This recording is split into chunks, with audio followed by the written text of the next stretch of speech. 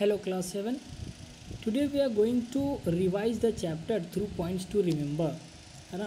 इसको हम लोग देखेंगे थोड़ा डिटेल में कि क्या क्या है, कि स्नैपशॉट लेंगे कि क्या सब पढ़ा हमने।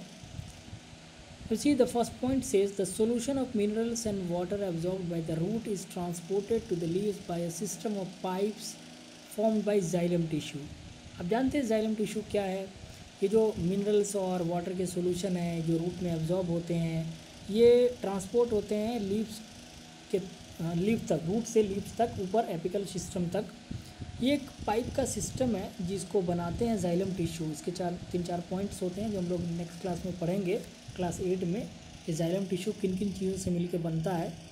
पेरेन्काइमा है, उसके बाद सीव ट्यूब्स है, उसका कई सारी चीज़ें हैं, इसमें हम लोग पढ़ेंगे लेटर।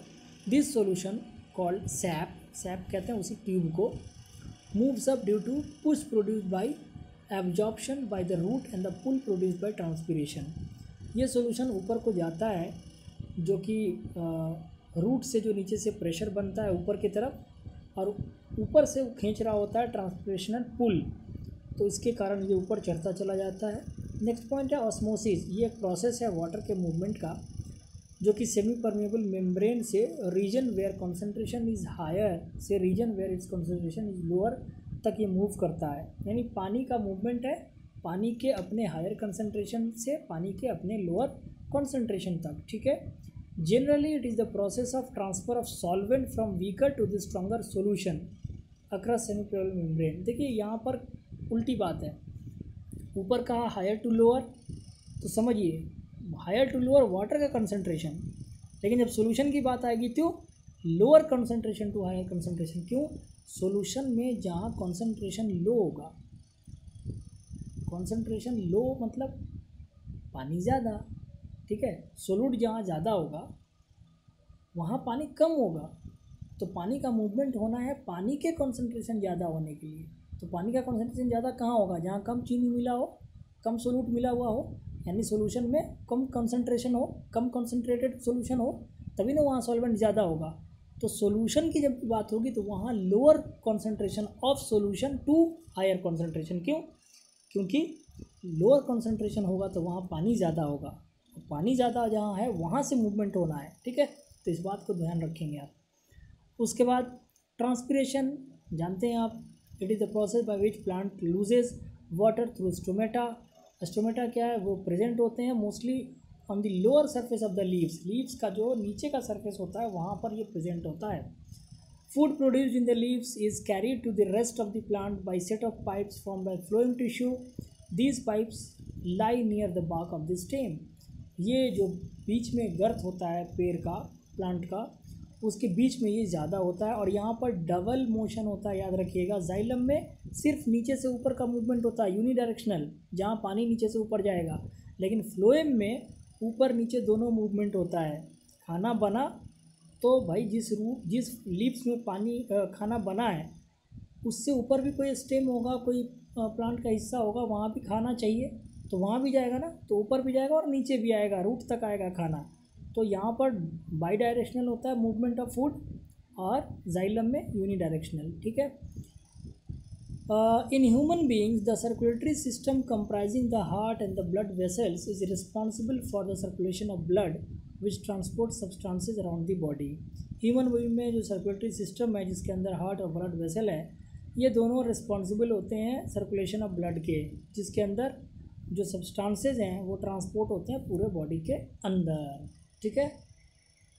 अब आइए, कहता है the blood consist of red blood cells, white blood cells and platelets floating in the liquid called plasma.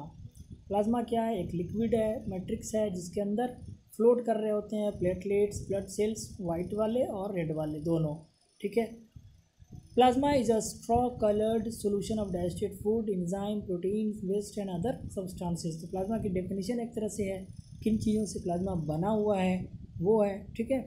It contains a protein called haemoglobin. ये रेड पिगमेंट होता है जो ऑक्सीजन से इसकी बड़ी अफिनिटी होती है, अफिनिटी कहते हैं बड़ी दोस्ताना संबंध होता है ना।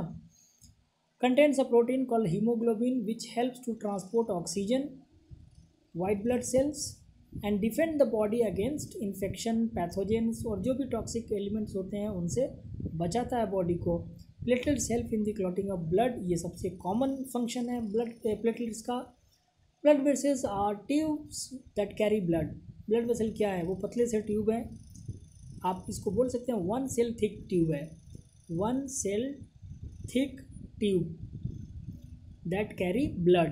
Arteries carry blood from the heart, veins carry blood from the body to the heart. The thinnest blood vessels are called capillaries. ये सबसे पतला वन सेल थिक होता है, इसलिए यहाँ पर डिफ्यूज़न बहुत आसानी से हो जाता है। ठीक है, अगला इंपॉर्टेंट हार्ट से रिलेटेड है। हार्ट क्या है, एक मस्कुलर ऑर्गन है दैट पम्प्स ब्लड, और ये साइज़ इसका बता दूँ, फिस्ट आपकी जो मुट्ठी है उसके बराबर होती है हार्ट। ठीक है, deoxygenated blood from all over the body reaches the right side of the heart. Heart के राइट साइड में डीऑक्सीजनेटेड ब्लड पहुंचता है। Heart pumps the blood to the lungs, और वहाँ से वो लंग्स में चला जाता है। लंग्स में उसको फिर वहाँ जो कार्बन डाइऑक्साइड है वो उसको छोड़ देता है और फिर नया ऑक्सीजन ले करके ऑक्सीजनेटेड ब्लड बन करके और ये लंग्स से फिर से आता है और left side of the heart में इंटर करता है, और वहाँ से फिर वो पंप होकर के rest of the body parts में चला जाता है। ठीक है, तो ये सर्कुलेशन आप समझिए, पहले बॉडी पार्ट से लंग हार्ट्स के राइट हिस्से में गया, राइट से फिर लंग में गया, लंग में क्या किया, ऑक्सीजन छोड़ा, ऑक्सीजन लिया, कार्बन डाइऑक्साइड छोड़ा, ऑक्सीजन लिया, और ऑक्सीजन लेके फिर लेफ्ट हैंड साइड में आ गया, लेफ्ट हैंड साइड में आ करके वहाँ से फिर बॉडी पार्ट्स में चला गया। The contraction and relaxation of the heart is called heartbeat.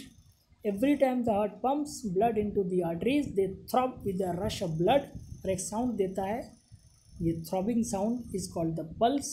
Heartbeat and pulse rate are normally around 72 per minute.